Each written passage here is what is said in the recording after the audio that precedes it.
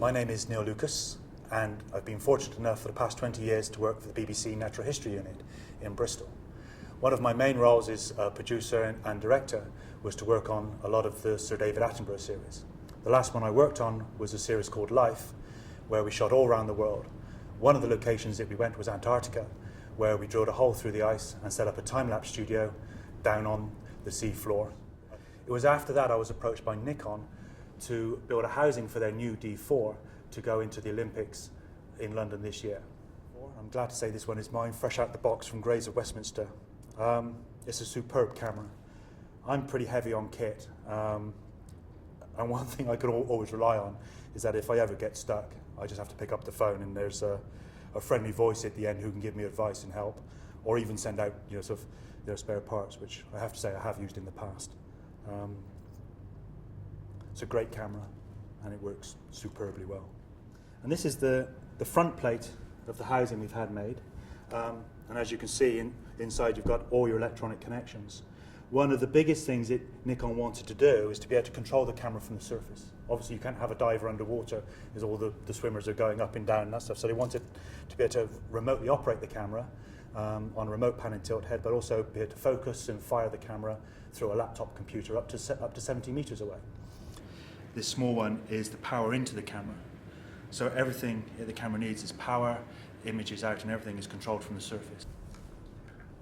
This is the 10-pin remote connection. So we can fire the camera separately if needs be. Next connection is the LAN. As you can see, it's very, very tight in there for it all to fit. It's rather snug. You don't want too many air pockets in there making it overly buoyant. The camera in the housing itself, once the lens import on, is slightly negatively buoyant, which is a good way to be. It gives you greater control over the camera itself. So once we've reached this stage, I'll put on the back.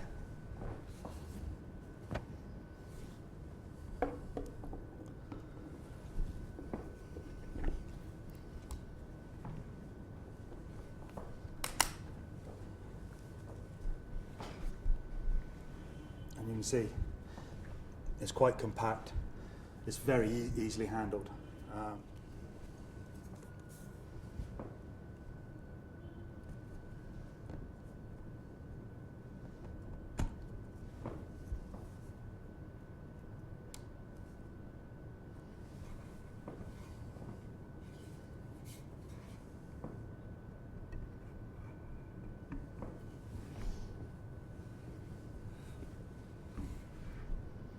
And there it is, as simple as that.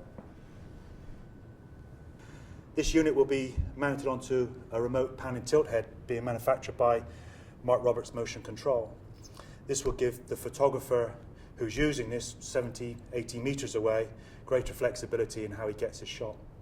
Everything works superbly well together, and I think they make a great team, not only for the Olympics, but how we use things and how we do things in the future.